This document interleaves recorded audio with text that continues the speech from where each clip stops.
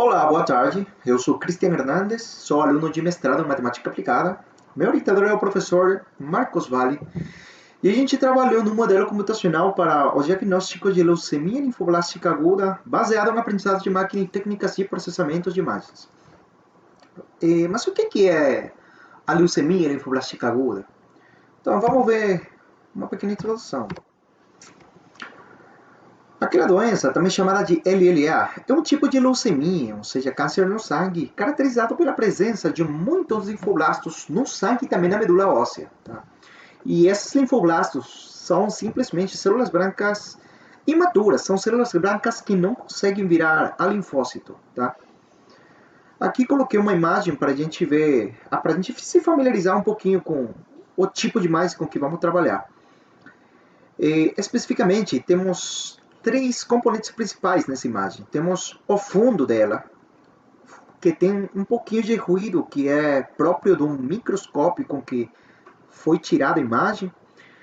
Temos também as células vermelhas, que são aquelas que estão aqui, ó. Células vermelhas. E as células brancas, que são aquelas que têm essa cor um pouco azulinha, tá? Essa cor não é a própria da célula, o especialista que faz um procedimento, né, que ele coloca um corante na placa de sangue para que as células brancas se tornassem dessa cor e conseguir observar melhor as características dela, tá? Os linfoblastos, que são as células brancas do nosso interesse, eles têm certas características que por enquanto a gente não vai analisar, tá? Um dos procedimentos para os diagnósticos que estão disponíveis para avaliar, né, a presença da LLA é a observação do esfregaço de sangue periférico por operadores especializados que são chamados de hematologistas.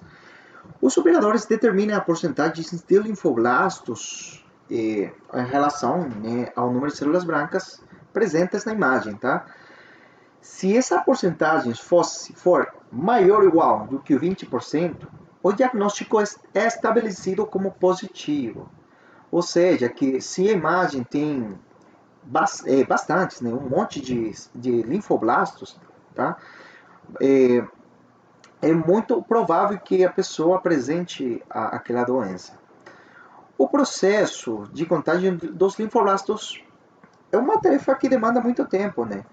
Porque para saber aquela porcentagem que a gente falou, tem que ficar uma pessoa contando os linfoblastos na imagem pelo microscópio, né? E é uma tarefa bem chata, porque não sempre tem as imagens com que as pessoas trabalham, o pessoal trabalha, o pessoal é médico, né? São imagens com um monte de células, então não é somente 2, 3 células, é um monte delas, a gente vai ver depois como é que é.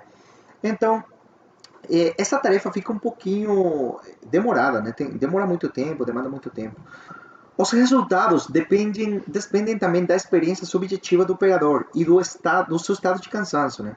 Se um operador, por exemplo, não é muito experiente nisso, não tem muita experiência fazendo a mesma coisa sempre, né? É bem complicado que os resultados sejam bem precisos, tá? Isso depende da experiência do operador. E também interfere, né? Se a pessoa está cansada ou teve um dia um pouquinho difícil, né?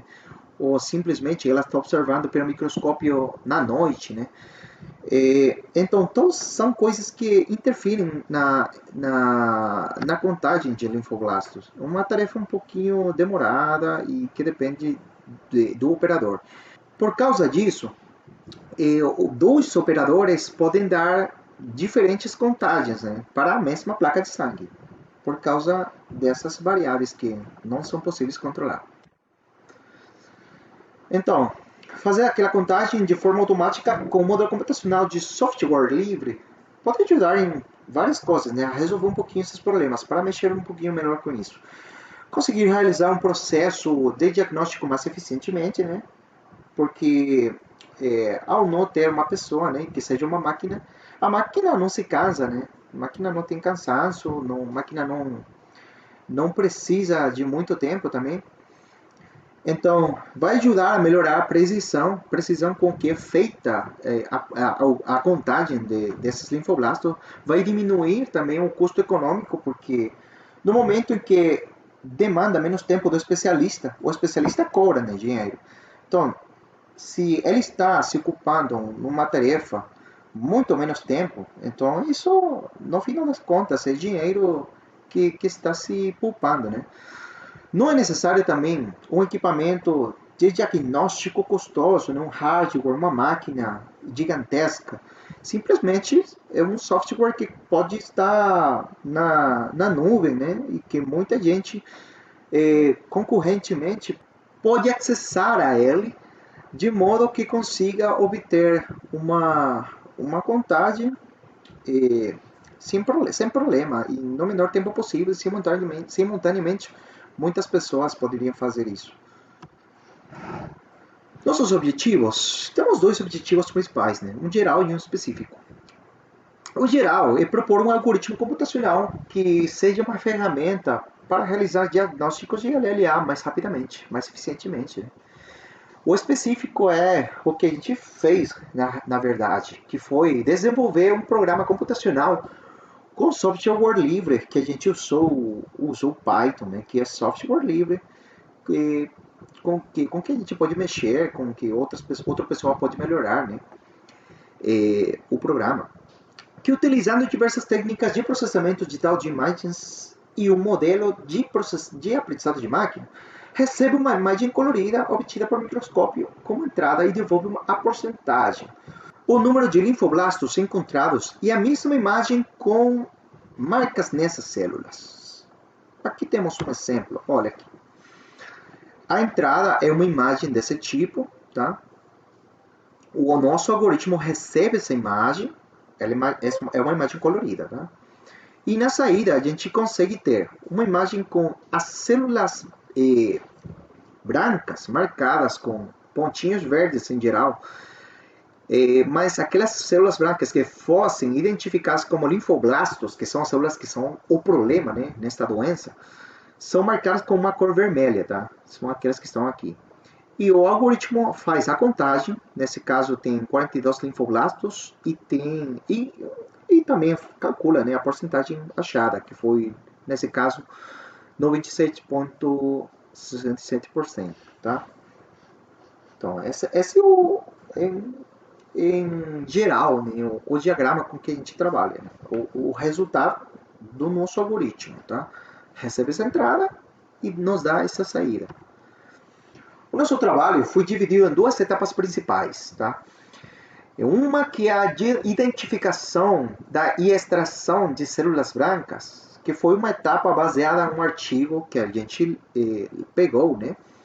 E a segunda etapa que é a detecção e contagem de linfoblastos. No presente trabalho, esta etapa foi feita mediante um modelo de aprendizado profundo, tá? E o artigo que a gente leu, né, foi um artigo que abordou essa parte de uma maneira um pouquinho diferente, tá? As características das células brancas para saber se é ou não um linfoblasto, tá? No nosso caso, foram pegadas mediante a inteligência artificial, mediante nosso modelo de aprendizado de máquina, tá?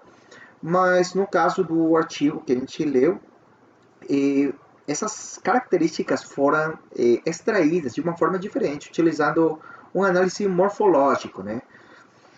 Então, bom, aqui vemos um diagrama de blocos. Aqui coloquei que é a abordagem do Bob Scott, porque a segunda etapa, que é a etapa final do trabalho, é feita, que é a detecção e contagem de linfoblasto, é feita mediante extração de características por morfologia, tá? Mas a parte trabalhada nesta dissertação, ela tem esta parte diferente, né? Onde a gente pegou aquelas características usando o modelo de aprendizado de máquina, tá? Mas, no final das contas, a estrutura é a mesma, tá? Então, no primeiro bloco temos a identificação e extração de células, cuja única função é, ela pega a imagem esse bloco pega a imagem principal e dá como resultado um listado, né? Uma lista de imagens, subimagens da imagem principal, que são as células brancas identificadas nessa imagem. Tá? E as coordenadas do centro daquelas células brancas da imagem principal. Né? Essas coordenadas são importantes porque elas nos permitem fazer o marcado aqui para a imagem de saída. Tá? Agora, essa lista é recebida por esse bloco daqui de detecção, essas coordenadas também. Tá? E a única coisa que faz esse bloco é ele pega cada uma das subimagens, que são as células brancas identificadas na imagem principal, e ele fala se é ou não é um linfoblasto, tá? Se fosse um linfoblasto, ele conta e marca na imagem, tá? É só isso, a tarefa que ele faz, tá? Em termos gerais. Agora, na metodologia, vamos falar exatamente o que a gente fez. Primeiro, vamos falar um pouquinho dos bancos de dados que usamos, tá? A gente trabalhou com 2 bancos de dados diferentes, um fornecido pela Università degli Studi de Milano, que é um banco de dados que a gente pegou porque eles têm um artigo publicado disso, tá? Então, aquela universidade nos forneceu ele e com isso a gente conseguiu trabalhar. Tem essas características, essas imagens que fornecidas pela Università degli Studi de Milano. A profundidade de cor 24 bits, né? Tem 24 bits porque são imagens de cor, né? Tem de 8 bits cada cor. Tá, RGB. E aqui a câmera, o tipo de câmera usado, o zoom também do microscópio com que as imagens foram tiradas. E aqui temos 109 imagens de esfregaço de sangue em formato JPG com uma resolução, como está aqui, né? E também 260 imagens de células brancas em formato TIFF, com uma resolução de 257 por 257. Essas imagens aqui foram rotuladas por especialistas com 1 se fossem linfoblastos, aquelas células, e 0 se não fossem. Né? E no caso do nosso segundo banco de dados, ele foi fornecido pelo Centro de Pesquisa de Boldrini, que fica aqui em Campinas, no estado de São Paulo, no Brasil. Aqui temos 105 imagens de esfregaço de sangue com essa resolução, tá? Também são a cor, né, de 24 bits, são coloridas. E com uma profundidade pegada de 400, tá? E 112 imagens de células brancas em formato JPG com uma resolução média de 99 por 99, né? Rotuladas por se fossem linfoblastos e por 0 se não fossem, tá? Coloquei aqui resolução média porque eles não tinham cortado as imagens, né? Eles somente forneceram para a gente aquelas 105 imagens de esfregaço de sangue, que é a imagem completa, né? A gente teve que cortar elas, né? Bom, mais para frente a gente vai ver que quando a gente corta aquelas imagens não sempre são do mesmo tamanho, né? Depende muito do diâmetro médio da célula. Mas geralmente, a média é de 99 por 99, tá? Aqui vemos umas imagens, né? Como a gente viu, a Universidade degli Studi de Milano, eles forneceram para a gente 2 tipos de imagens, né? A imagem de esfregaço de sangue, né? Que são esse tipo de imagens aqui, e a imagem das células brancas em si, tá?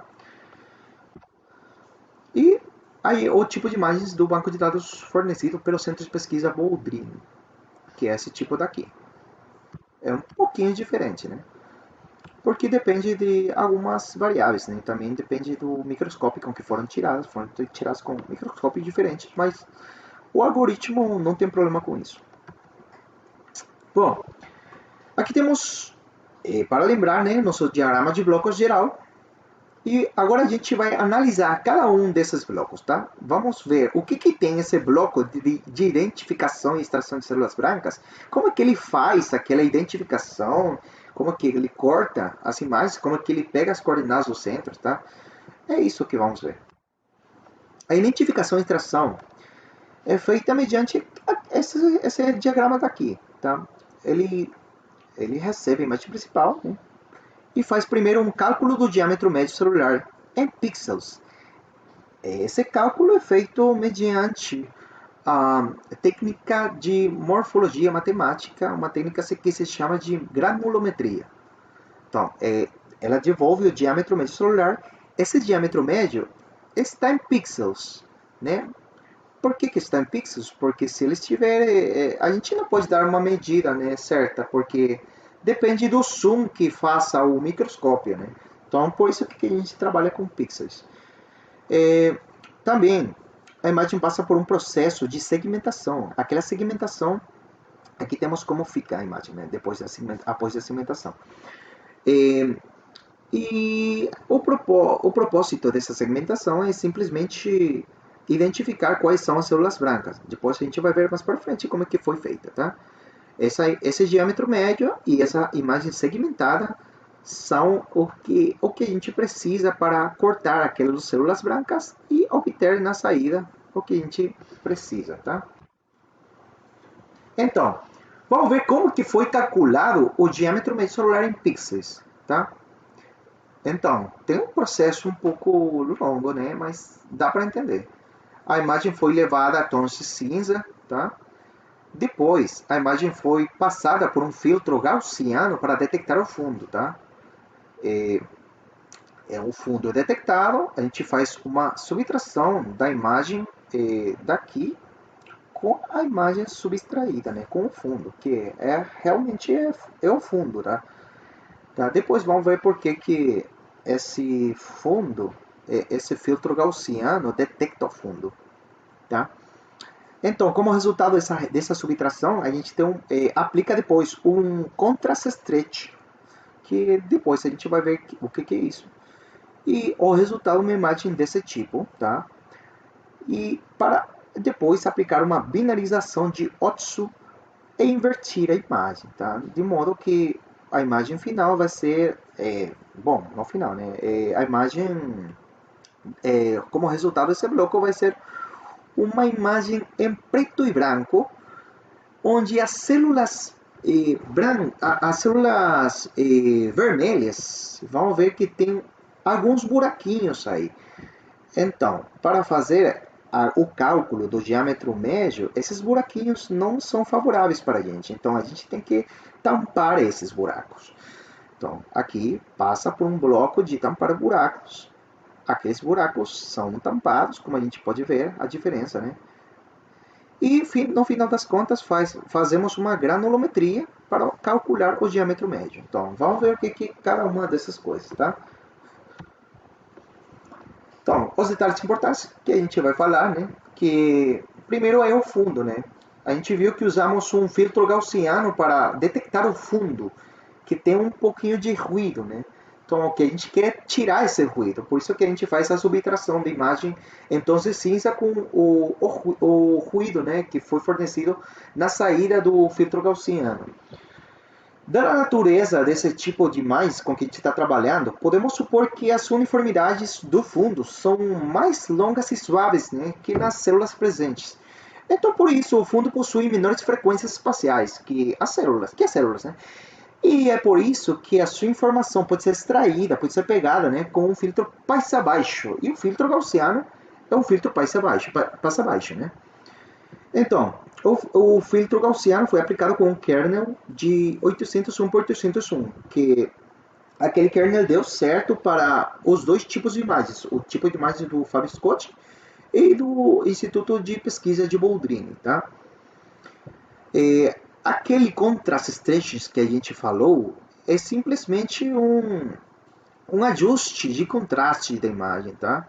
Que se a imagem é representada por uma função de duas variáveis, né?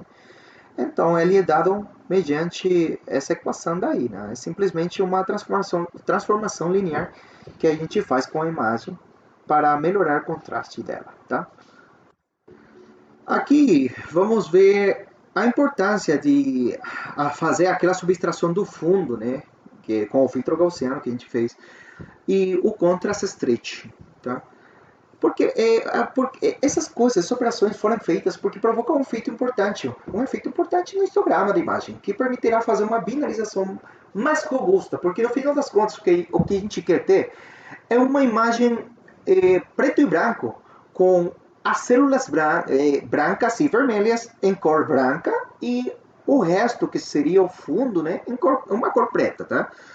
Desse modo, a gente pode segmentar, né, quais são células, qual é o fundo, né? Porque isso é necessário para calcular o diâmetro médio celular. A gente precisa das células brancas e das células vermelhas, não precisa do fundo, tá? Então, para fazer aquela binarização, é importante escolher um limiar, né? Um limiar do histograma. Então, fazer aquela subtração do fundo e aquele contrastation, o que faz com o histograma é fazer dele um pouquinho mais suave. E olha que os picos da imagem ficam mais afastados entre eles, tá? Olha que no começo esse pico está aqui, ó, e esse pico está aqui. E depois de aplicar aquelas operações, os picos ficam mais afastados, o que nos permite fazer uma seleção melhor do limiar, que estaria mais ou menos por aqui, tá? Do limiar que vai separar aqueles dois picos, né? Para separar o fundo das células. A diferença na imagem é utilizar a binarização de Oates sem fazer um processamento prévio, como que foi o processamento que a gente fez, tá? É importante, olha essa diferença. Quando a gente faz a binarização sem aquele filtragem gaussiana e sem o contrast stretching, né, sem o ajuste de contraste, é essa daqui, é bem feia, bem mal feita, tá? Mas depois dessas operações, a gente consegue fazer uma boa binarização, tá? Então,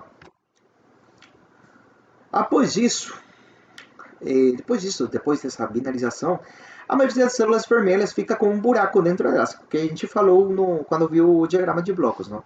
Esses buracos foram tampados, tá? Usando operações de morfologia matemática, que nesse trabalho foi feito, né, como a gente trabalha com Python, com uma biblioteca que se chama de SciPy, e com essa função de Binary Fill Holes.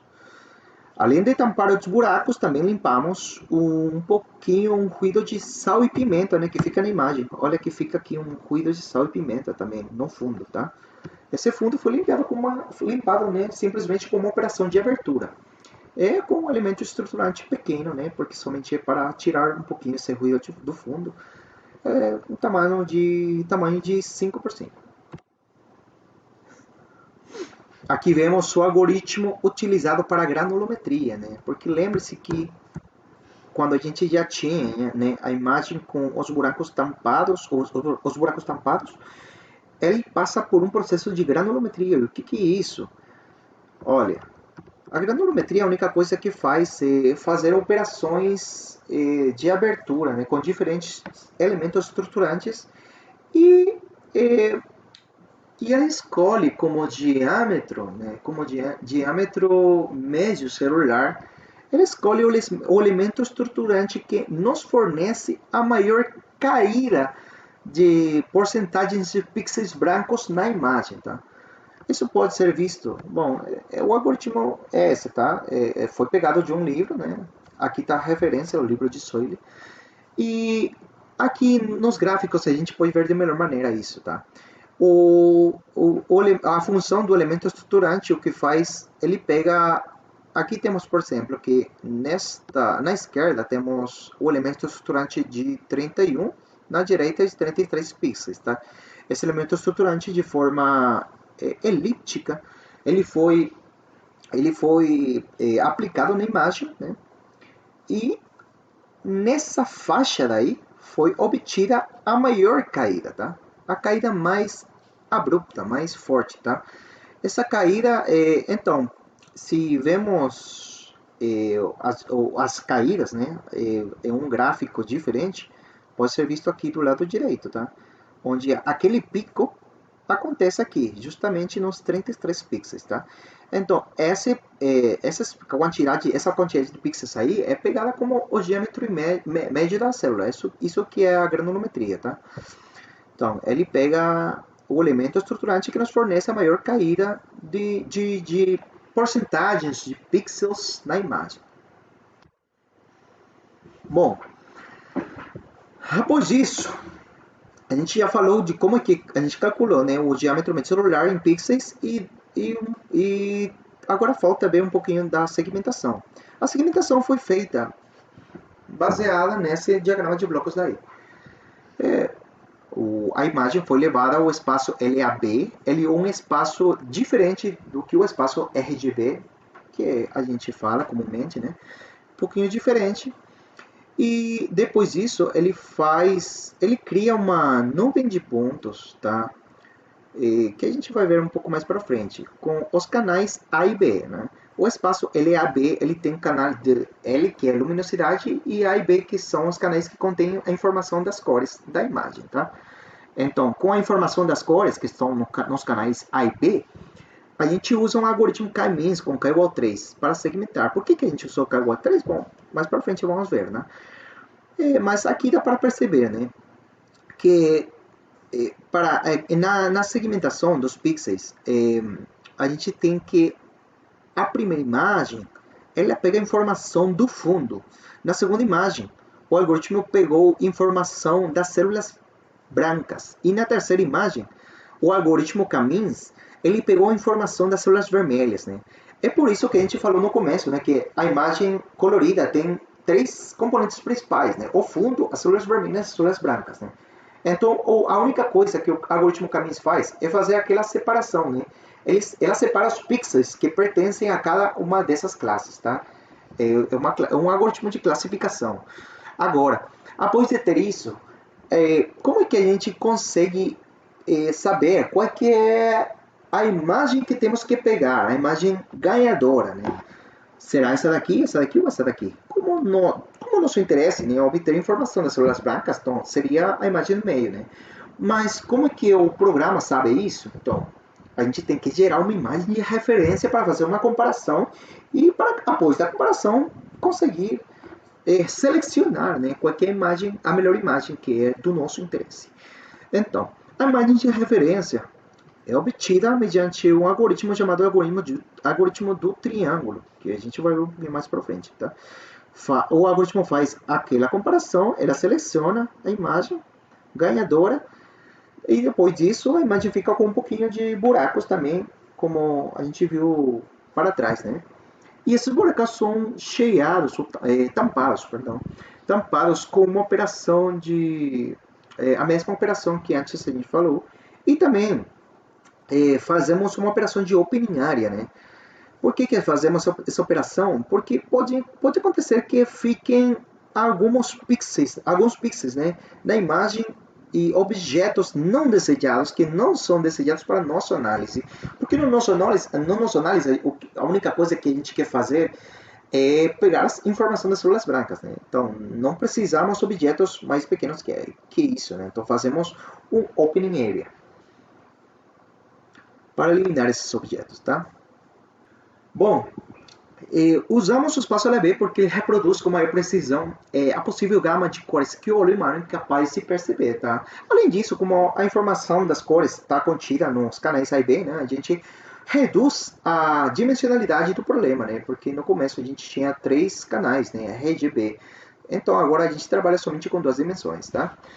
E também, bom, aqui está um pouquinho do que eu falei antes, né? Que a imagem principal tem três tipos de componentes, né? Células vermelhas, células brancas e fundo, né? Isso a gente já falou. Bom, aqui temos um gráfico, né, dos pixels. Aqui temos o canal AB e o canal A e o canal B, né? Onde cada ponto, né, é um pixel da imagem colorida, né?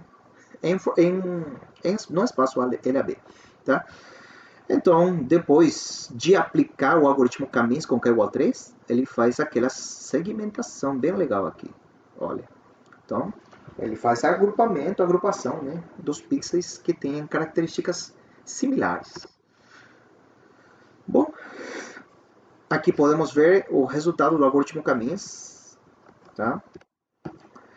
Bom, aqui a gente pode ver, né, que a imagem de referência, como a gente falou, né, é gerada mediante uma binarização, que é utiliza o algoritmo do triângulo.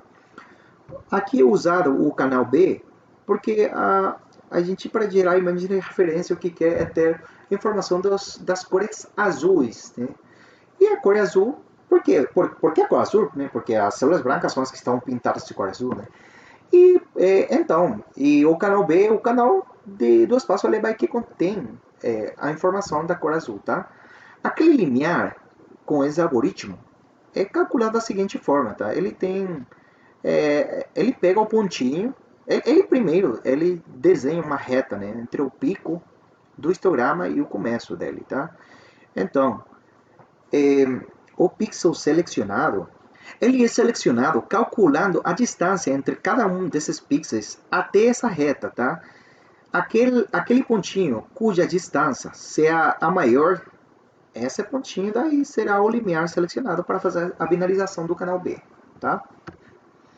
Então, aqui vemos o canal B da imagem colorida do espaço, no espaço LAB, né? Esse é o canal B, né? Como é um só canal, a gente pode ver tons de cinza, né? Mas é a informação do canal B, que é a cor azul, tá? E no lado direito, vemos uma binarização desse canal com o método que a gente falou, né? Olha que legal que ele pegou a informação justamente das células brancas, que é o que a gente precisa, tá? Então, tem bastante ruído, né? Mas não é essa imagem que a gente vai utilizar depois, né? É simplesmente para ter uma referência e fazer uma comparação e fazer uma seleção do algoritmo de segmentação que a gente usou, que é o CAMIS, tá? Então, aqui temos que qual que é a imagem que a gente vai escolher, obviamente, é aquela imagem que seja mais próxima da imagem de referência, tá? Então, por isso que aqui a gente escreveu de forma matemática isso, tá? A imagem que seja mais dos resultados de caminhos, né, que seja mais próxima da imagem de referência, vai ser a imagem selecionada. Bom, e é isso que a gente já falou, né, que para tampar aqueles buracos a gente usa aquela biblioteca do Python, e também temos que falar de que para eliminar aqueles objetos não desejados na imagem, que a gente também já falou, né, usamos um Open Area, onde apagamos os objetos que tenham uma área inferior do que a área do elemento estruturante. E que elemento estruturante que a gente usou? Ele tem uma dimensão D por D, né? Onde D é o diâmetro médio celular. Então, a gente usou o diâmetro médio celular para eliminar aqueles objetos não desejados. A gente eliminou todos os objetos que tenham uma área inferior, né, e menor do que o elemento estruturante, tá? Que basicamente é aquele que contém o diâmetro médio calculado.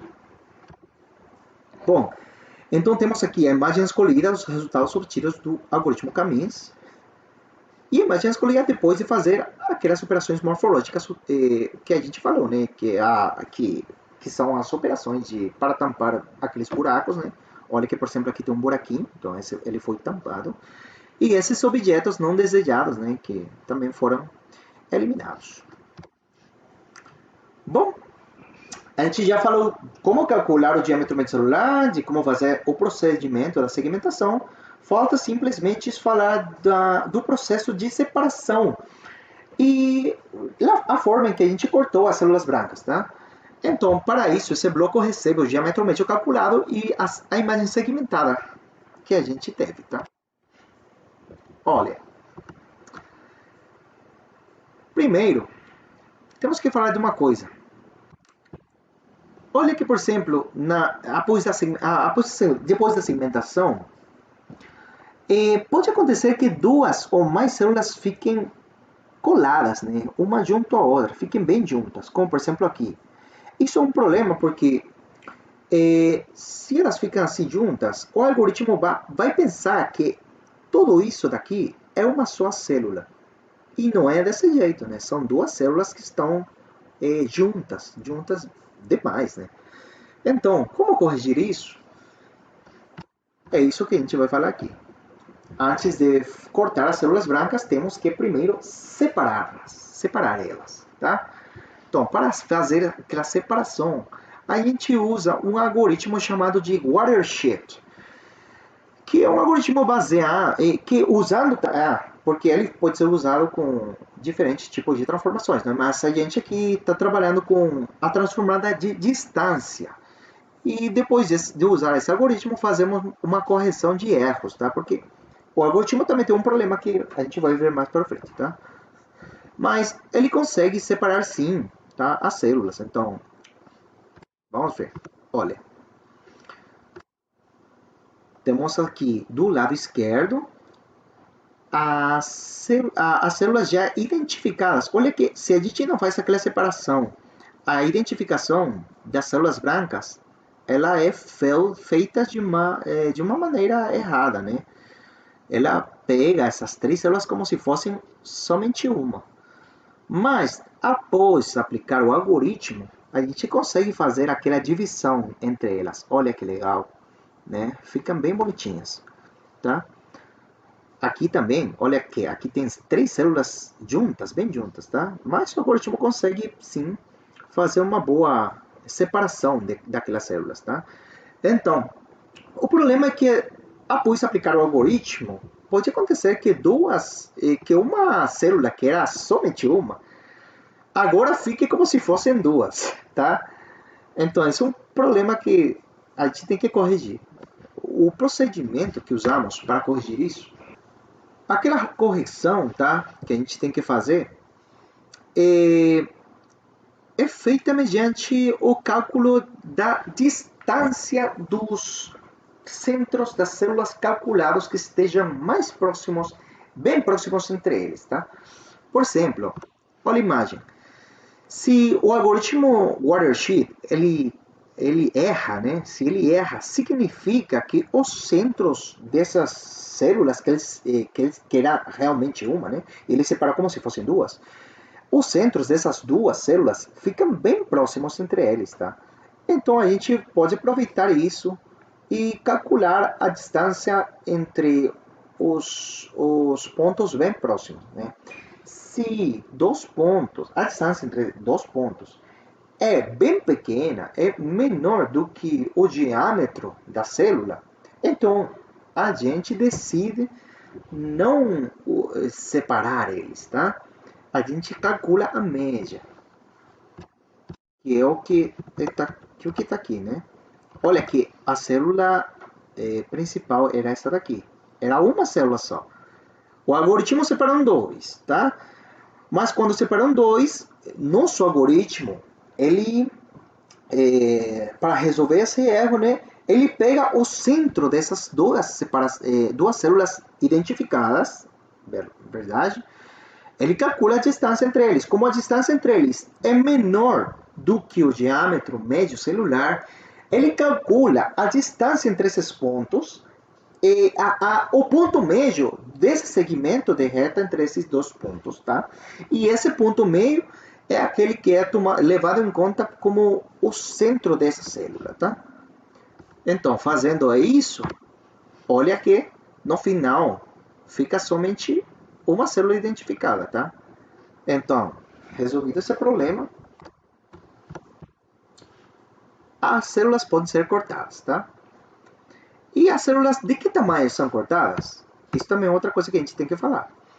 Elas são cortadas, bom, geramos uma imagem quadrada de dimensão igual a 3 vezes o diâmetro médio, tá? Cujo centro é o centro que a gente já calculou, né? Esse centro é calculado facilmente usando algoritmos já feitos no Python, tá? Tipo o algoritmo do centro de massa que já chama, tá? Então,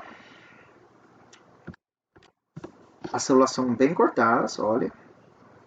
Então, esse tamanho depende do diâmetro celular, né? Isso que a gente viu, né? É por isso que a gente não tem problema se usa na entrada uma imagem mais maior ou mais pequena, tá? É porque a ação de cortar a célula é bem... depende do diâmetro, tá? E esse diâmetro tem pixels. Tá, agora... com isso, já vimos como calcular os centros, né, das células brancas da imagem, já vimos como identificar elas, A gente viu também como cortar elas, de que tamanho cortar e tudo mais, tá? Agora, elas têm que passar por um processo de detecção para saber se cada uma delas é ou não é um linfoblasto, né? Para depois contar e fazer a contagem, né? E também marcar as células. Neste trabalho, o modelo usado para isso é um modelo de classificação binária, mediante uma rede neural convolucional, tá? Para isso, a gente usou o banco de dados que a gente já falou, tá? Que aqui temos mais informação específica das quantidades com que a gente treinou a rede neural. 362 imagens utilizadas no total, tá? É nosso banco de dados, onde 186 foram do banco de dados do primeiro banco de dados, né? E as outras, que são 176, foram pegadas do outro banco de dados. Uma coisa importante que temos que falar aqui é que o banco de dados está balanceado, tá? Sim. Está balanceado. Ele tem quase a mesma quantidade de células marcadas como não linfoblastos e marcadas como rotuladas, né, como linfoblastos. Bom, aqui vemos o modelo de rede neural convolucional que a gente usou. As imagens foram mudadas de dimensão, tá? Há uma dimensão de 100 por 100 por 3, que isso depende da base do banco de dados com que a gente está trabalhando, né? Então, essa imagem passa por todos esses blocos daí, e esses blocos são blocos de convolução, né? Porque é o tipo de rede neural que a gente está usando, né? Rede neural convolucional. E os hiperparâmetros que a gente vê aqui são número de kernels, né, e o tamanho desses kernels e o tamanho do mass pooling também poderia se dizer que é um hiperparâmetro. Então, a decisão deles foi tomada da seguinte forma, né? Primeiro passa por uma convolução de 32 kernels de 3x3, depois por um max pooling, né?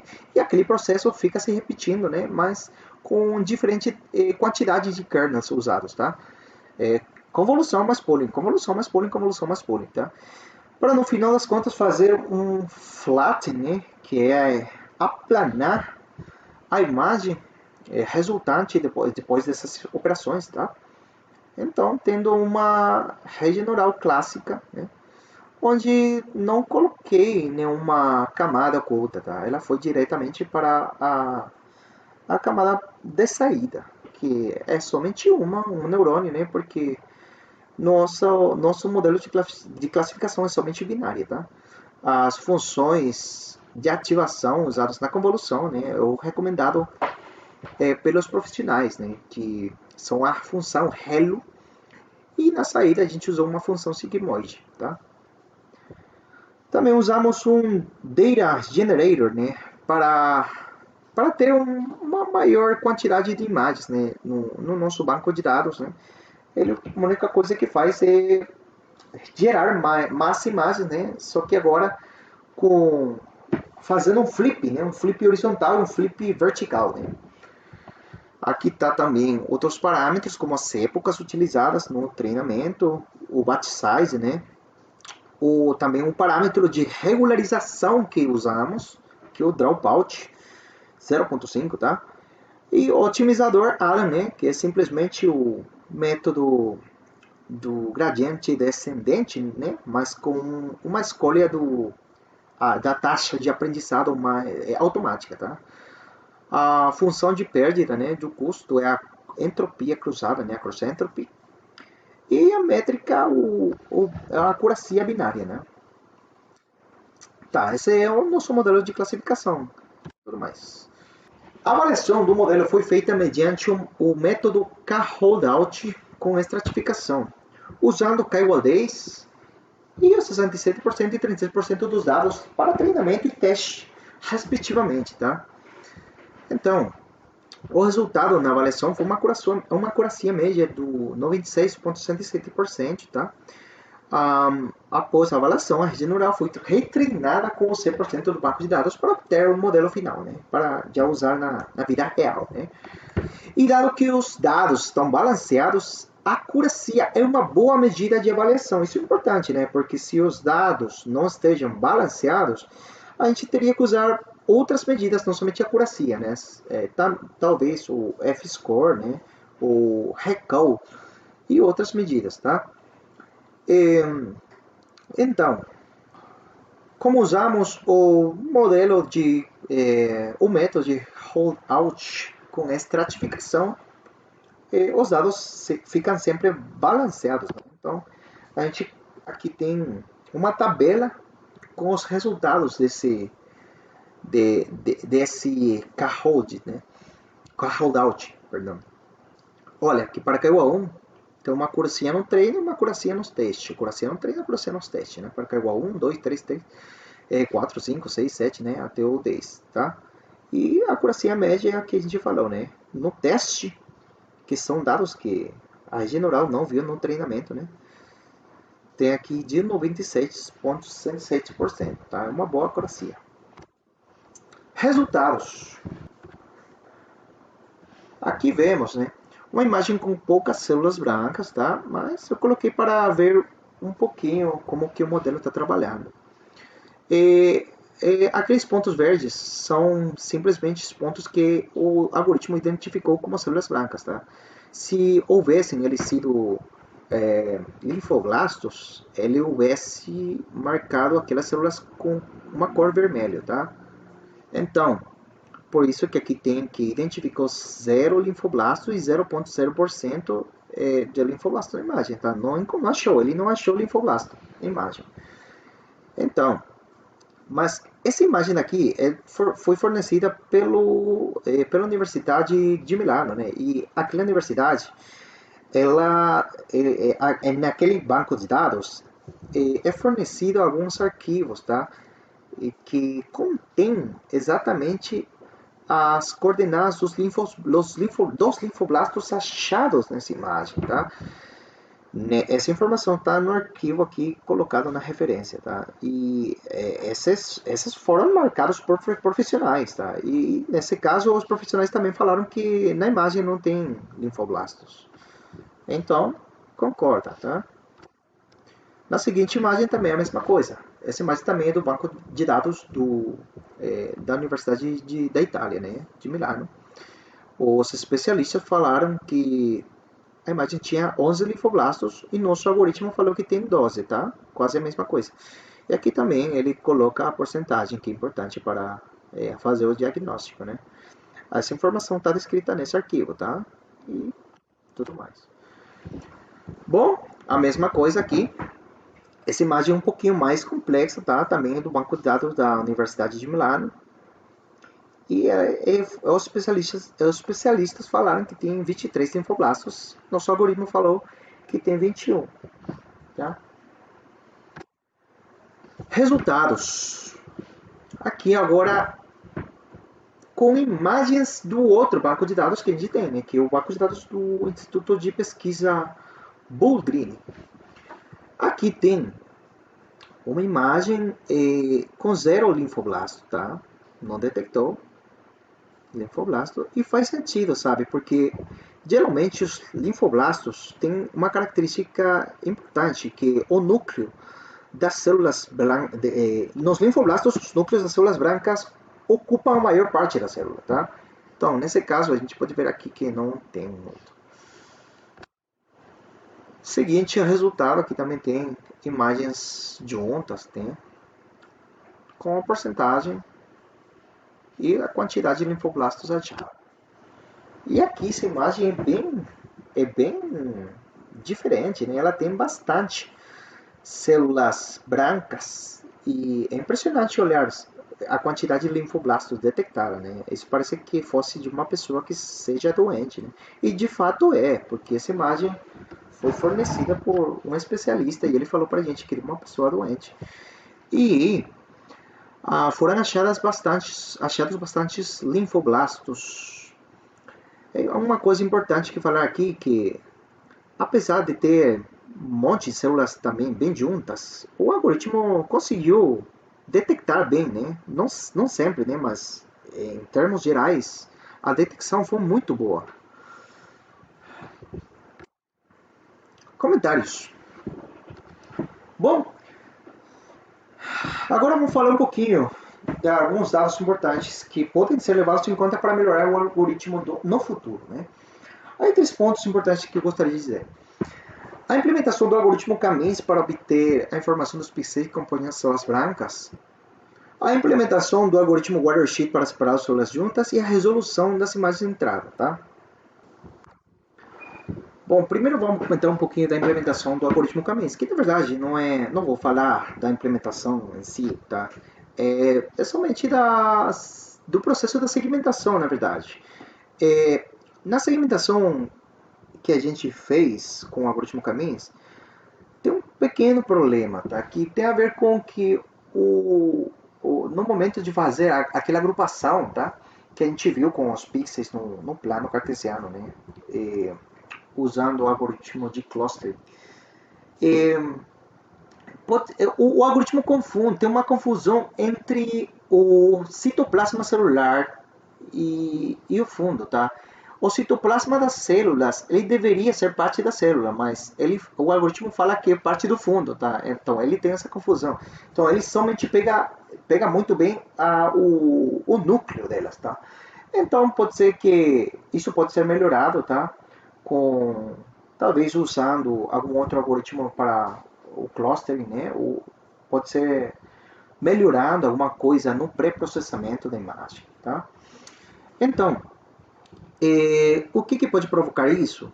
Isso de que o citoplasma seja confundido com parte do fundo e não da célula.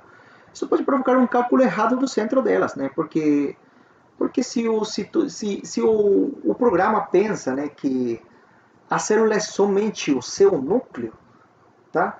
Ele pega somente o centro em relação a esse núcleo e não em relação à célula toda, né, que é núcleo e citoplasma. Na verdade, não tem muito problema em relação a isso aqui, porque no caso dos linfoblastos, o núcleo ocupa a maior parte da célula, né? Mas é um problema a levar em conta, tá? Este assunto, no caso em que as células apresentam divisão no núcleo, que tem células que apresentam divisão no núcleo, tá? Que vamos ver numa imagem mais para frente, tá? Isso contribui a que logo de aplicar o algoritmo Watersheet fiquem identificadas mais de uma célula dentro de apenas uma. O que quero falar? Olha, por exemplo, essa imagem daqui. Essa imagem apresenta, né, uma divisão celular no núcleo. É por isso que o algoritmo Watersheet ele identifica como se fossem duas, mas não são duas, tá? É uma só célula, tá? Onde somente foi identificado o seu núcleo. Onde somente foi identificado o seu núcleo. Mas, por causa do problema que a gente falou, né, da segmentação, ele não pegou o citoplasma. Então, quando ele calcula com o algoritmo Watersheet, ele faz isso somente com o núcleo, tá? Então, por isso que ele calcula como se fossem duas coisas diferentes, porque tem divisão no núcleo.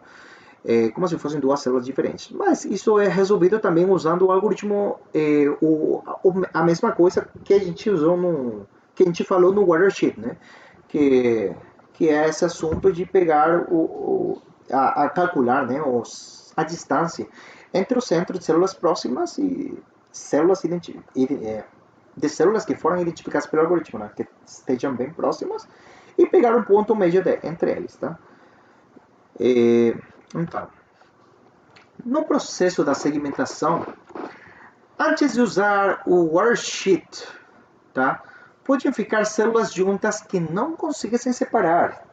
Lembre-se que a gente falou de que após o processo da segmentação, podem ficar células bem juntas, tá? Células brancas muito juntas e que a gente conseguiu separar mediante o algoritmo Watersheet, né? Mas essa separação não sempre é possível, né? Por enquanto. Então isso pode ser melhorado. Por exemplo, olha aqui. Quando as células estão bem juntas, olha na segmentação do lado esquerdo, o algoritmo tende a ter uma confusão aí, tá? E faz sentido, né? Ele pensa que essa daí é somente uma célula, tá? Tem a ver no momento de calcular e transformar a distância, né? Que ele tem a confusão nesse momento, tá? Bom, Um comentário também da resolução das imagens de entrada é que nesse trabalho usamos imagens de entrada com essas resoluções daí, tá? Mas com os experimentos realizados depois de cortar as células brancas, as imagens obtidas depois de cortar, né, em promédio, tem um tamanho de 150 por 150 e 99 por 99, respectivamente, dependendo do que banco a gente pegou, né? Porque temos um banco de imagens com maior resolução que o outro, né? Mas então a gente decidiu treinar a rede neural para que ela receba mais de 100%, que é um tamanho bom, segundo o tamanho desse imagem que estamos trabalhando agora, tá?